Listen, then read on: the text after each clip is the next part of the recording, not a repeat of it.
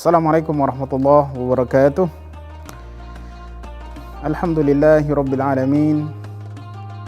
Nahmaduhu wa nasta'inuhu wa nastaghfiruh. Wa nastaghfiruhu min kulli dhanbin wa ma'siyatin. Asyhadu an la ilaha illallah wahdahu la syarika lah wa asyhadu anna Muhammadan abduhu wa rasuluh. Salawatullahi wa salamuhu alaihi wa ala alihi wa ashabihi wa man jahada fi sabilihi wa sara ala nahjihi wa taba'ahu bi ihsanin ila yaumiddin. Amma ba'du. Kita bersyukur kepada Allah yang Maha Rahman, yang Maha Ghafur, Maha Pengasih, Maha Pengampun, Maha Tawwab, menerima taubat. Karena setiap anak Adam pasti bersalah. Rasul sallallahu alaihi wasallam mengingatkan kullu bani Adam khata' wa khairul khata'ina at-tawwabun. Setiap bani Adam, anak Adam pasti pernah bersalah. Pasti bersalah. Khata', kecenderungan salahnya sangat banyak. Wa khairul khata'in at-tawwabun. Dan sebaik-baik orang yang sering bersalah adalah orang yang paling banyak bertaubat, paling gemar bertaubat. Nah, kita telah ditetapkan seperti dalam kandungan hadis ini.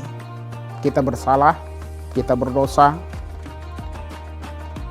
Namun Allah Subhanahu wa taala yang Maha Adil dan tidak menzalimi hamba-hambanya menentukan jalan keluar agar kita bebas dari dosa-dosa kita, bebas dari kesalahan-kesalahan kita, bebas dari maksiat yang kita lakukan, yaitu dengan syariat istighfar dan syariat taubat.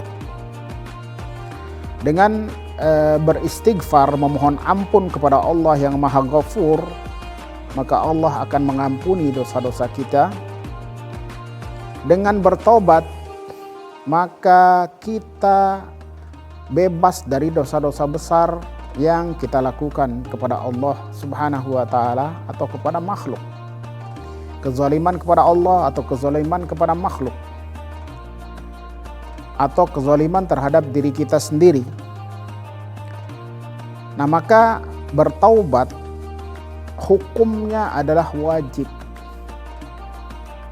Tidak ada seorang pun yang bebas dari kewajiban taubat ini. Nah, untuk itu kita perlu mengkaji, kita perlu merenungkan, kita perlu menyempurnakan taubat kita menjadi taubat yang nasuha. Sebagaimana firman Allah Subhanahu wa taala, tubu ilaihi taubatan nasuha.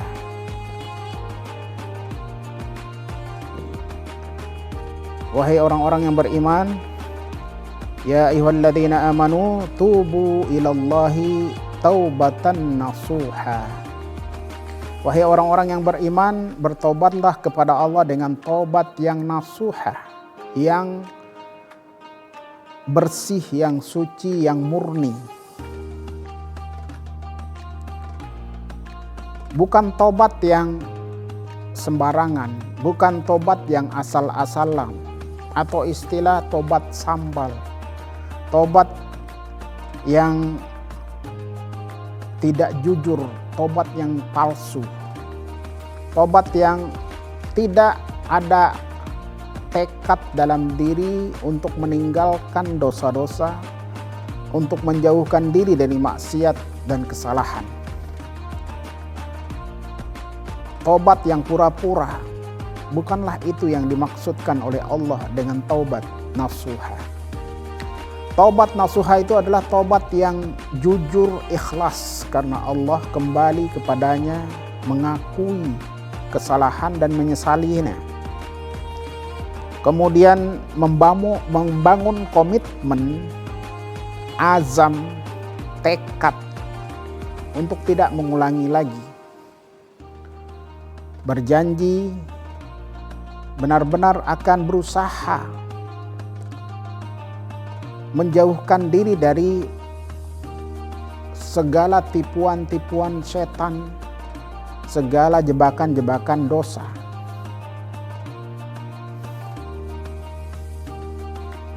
Kemudian ada juga perasaan menyesal. Menyesal kenapa keluar dari rahmat Allah Subhanahu wa ta'ala. Padahal keluar dari rahmat Allah itu adalah kerugian yang besar. Nah, oleh karena itu kita kaji beberapa syarat yang disebutkan oleh ulama tentang syarat taubat nasuha. Taubat yang jujur, taubat yang murni, taubat yang benar-benar suci dari segala hal-hal yang bisa mengurangi dari nilai taubat itu sendiri. Yang pertama yang disebutkan oleh ulama adalah syarat ikhlas karena Allah. Karena segala ibadah niatnya memang harus kita murnikan benar-benar karena Allah, bukan karena yang lain. Wa ma umiru illa liya'budullaha mukhlishina lahuddin. Mereka tidaklah diperintahkan melainkan hanya untuk mengikhlaskan agama lillahi ta'ala. Maka taubat itu harus dengan ikhlas. Semata-mata ingin mendapatkan ridho Allah. Dan semata-mata agar Allah mengampuni dosa-dosa kita, menghapusnya, menebusnya. Sehingga kita tidak lagi punya beban beratnya keburukan dan maksiat saat ditimbang kelak di hari kiamat. Saat kita ditimbang di mizan al-hasanat was sayyiat, ditimbang kebajikan kita, ditimbang pula keburukan kita. Nah, dengan bertobat Allah Subhanahu wa ta'ala akan menghapus, menghilangkan dosa-dosa yang memberatkan keburukan kita di hari kiamat. Ini yang pertama, jadi syarat ikhlas karena Allah. Yang kedua adalah berlepas diri dari dosa, tidak melanjutkan dosa yang telah dilakukan. Nah, ini ditegaskan dalam ayat walam yusirru ala ma fa'alu. Mereka tidak meneruskan apa yang telah mereka lakukan dari dosa itu. Segera mencabut diri, segera berlepas diri dari jeratan-jeratan dosa maksiat. Tidak menunda-nunda. Karena kita berpacu dengan ajal yang dirahasiakan oleh Allah. Bisa jadi kapan saja malaikat maut datang kemudian mencabut nyawa kita. Dan kita saksikan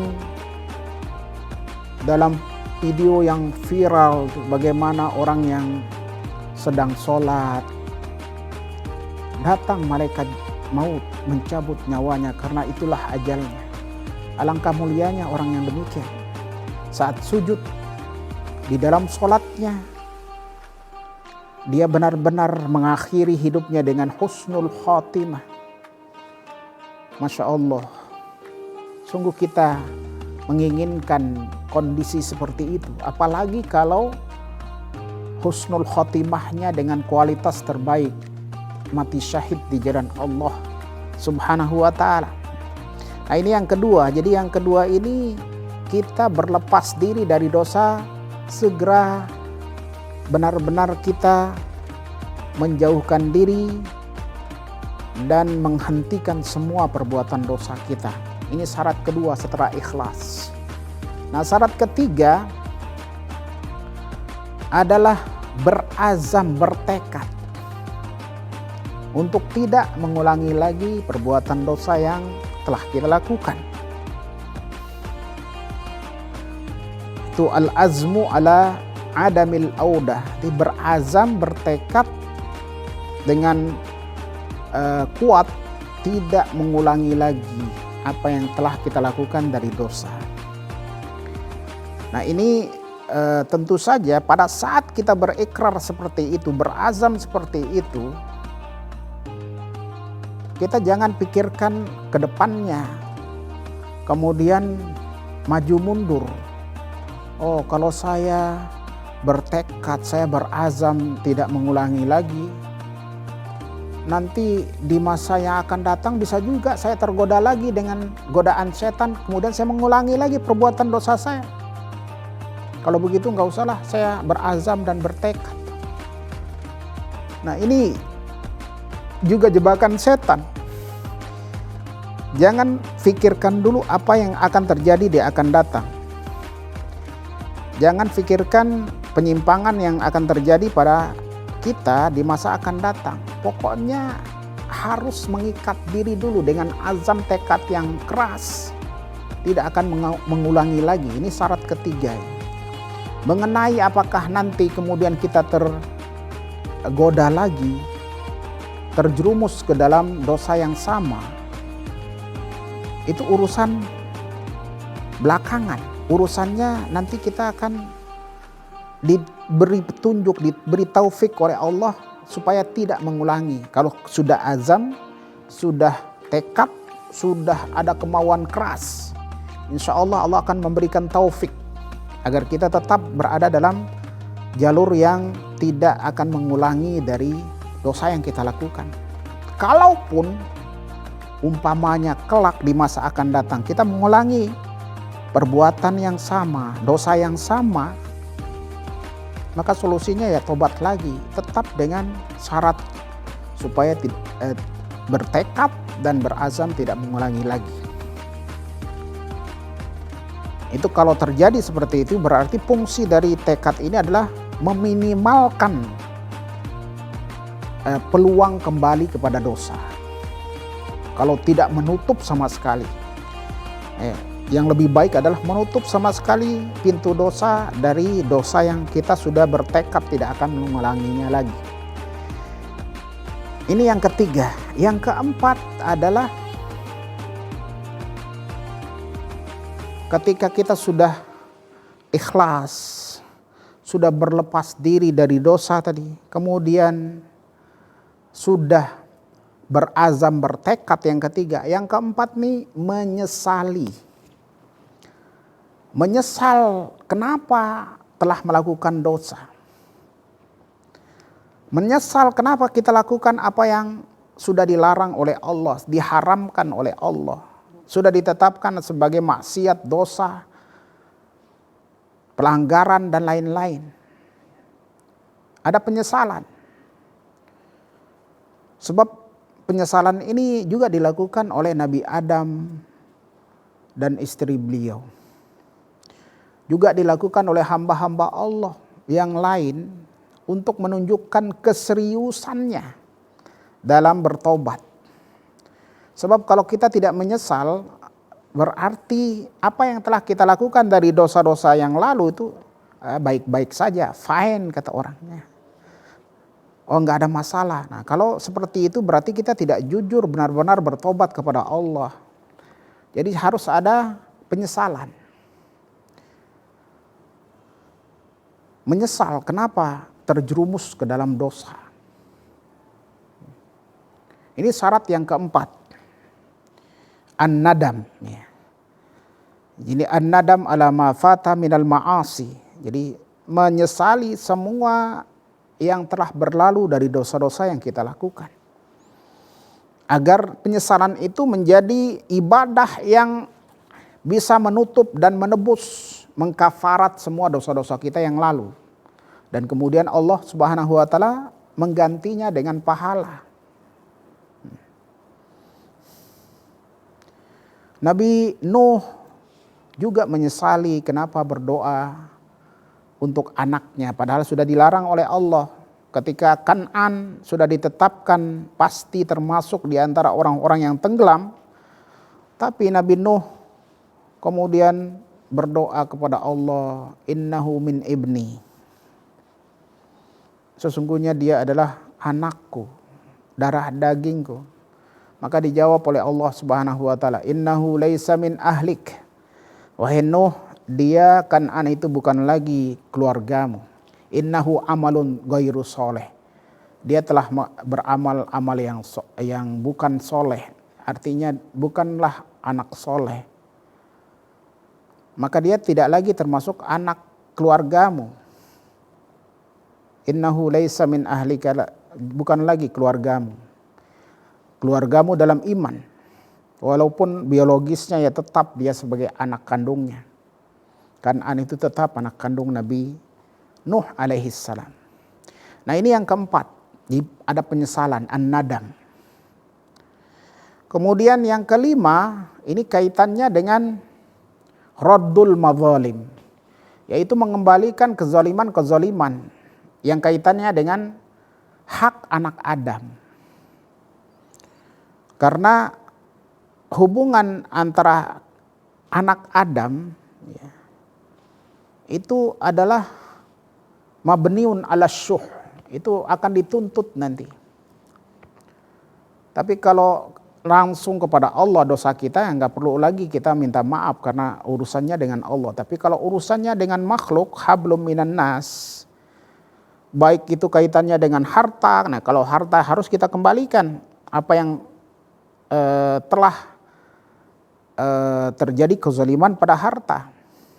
Tidak membayar gaji pegawai pada saat yang tepat dengan keringatnya, kita juga harus membayarnya. Nah, orang bertobat dari kezaliman terhadap orang lain tanpa membayarnya tidak diterima oleh Allah. Ini sebab ini syarat kelima. Orang mengambil hak orang lain, kemudian dia bertobat. Sebanyak apapun dia mengatakan aku bertobat dengan ikhlas, dengan menyesali, dengan berazam tidak mengulangi. Ya. Kemudian dia langsung melepaskan, nah ini enggak langsung melepaskan diri itu. Tapi tetap mengambil sesuatu, tapi tetap dinisbatkan kepada harta pribadinya, tetap masih dalam kepemilikannya, berarti dia tidak bertobat sesungguhnya. Karena orang yang korupsi umpamanya, ini harta itu harus dikembalikan. Tidak bisa, oh saya bertobat tapi harta korupsi, hasil korupsinya tetap di rekeningnya. Kemudian ada juga orang lain yang mengatakan saya bertobat tapi terus menzalimi orang lain, tidak pernah mengembalikan hak anak Adam.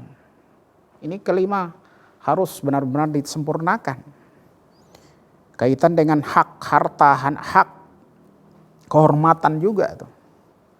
Jadi kehormatan orang yang telah kita hina dan lain-lain, kita harus memohon agar dimaafkan. Barulah Allah akan menerima taubat kita. Kemudian yang terakhir, yang keenam adalah sebelum sakaratul maut. Ini saat datang malaikat maut, kemudian sudah proses sakarat, itu adalah waktu batas terakhir, enggak mungkin lagi diterima oleh Allah Subhanahu wa taala.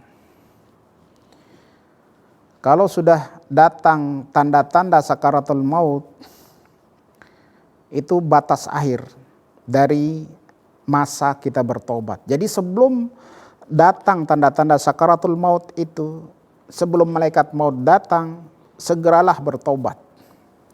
Sebab Fir'aun pun pernah bertaubat dalam kondisi sakarat itu.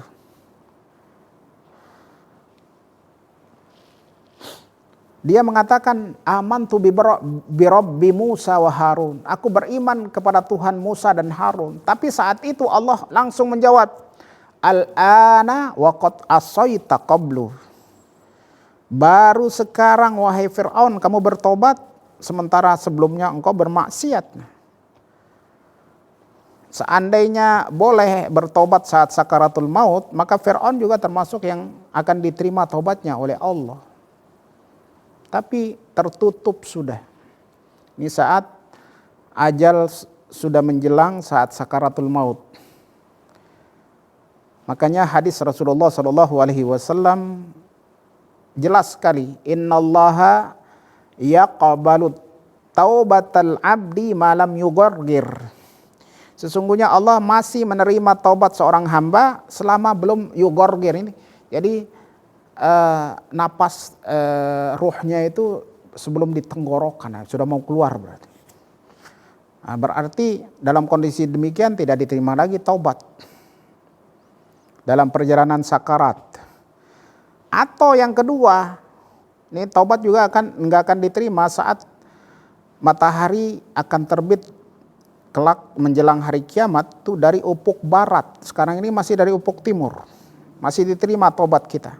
Tapi nanti kalau matahari terbit dari ufuk barat, maka tutuplah pintu taubat bagi semua orang. Itu jelas sekali dalam ayat.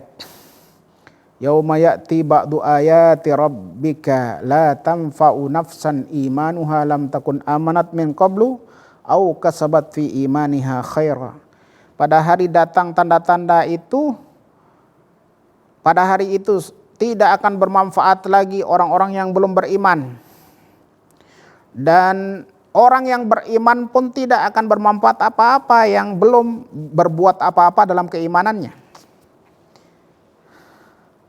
Jadi la tanfa'u nafsan imanuha lam takun amanat min qablu. Tidak bermanfaat untuk seorang jiwa yang belum beriman, kemudian dia mendadak jadi beriman. Enggak ada manfaat sama sekali. Atau sudah beriman tapi belum berbuat apa-apa kebajikan dalam imannya, enggak bermanfaat juga. Termasuk tobat. Nah, demikianlah para pemirsa yang dirahmati Allah. Jadi 6 syarat ini perlu kita sempurnakan saat bertobat. Jadi yang pertama tadi adalah ikhlas karena Allah, ya. Tidak ada motivasi lain, niat lain selain benar-benar karena Allah. Yang kedua, kita langsung mencabut diri dari dosa, jangan tunda-tunda. Yang ketiga, bertekad, berazam tidak mengulangi lagi. Yang keempat, menyesali kenapa berbuat dosa. Yang kelima, harus mengembalikan hak-hak anak Adam. Nah, yang terakhir, yang keenam ini adalah jangan tunda sampai sakaratul maut. Nih, kalau sudah sakaratul maut, tidak ada lagi kesempatan. Atau ketika matahari terbit dari ufuk barat. Semoga Allah Subhanahu wa taala memberikan taufik dan hidayahnya kepada kita semua. Kita terus berusaha berada dalam kebajikan, dalam hidayah, dalam kemaslahatan, dalam rahmat Allah, dalam ampunannya, dalam taubatnya. Sehingga kita kembali kepada Allah dalam kondisi jiwa yang suci, bersih, tanpa beban dosa sama sekali. Makanya Rasulullah SAW beristighfar dan bertobat kepada Allah antara 70 sampai 100 menurut riwayat. 100 kali. Ini Rasulullah 100 kali. Paling minimal 70 kali. Itu sehari para pemirsa yang dirahmati Allah. Jadi berapa kali Anda bertobat tiap hari? Ikutilah paling minimal 70 100 kali sebagaimana yang dilakukan oleh Rasulullah sallallahu alaihi wasallam. Barakallahu fikum. Wassalamualaikum warahmatullahi wabarakatuh.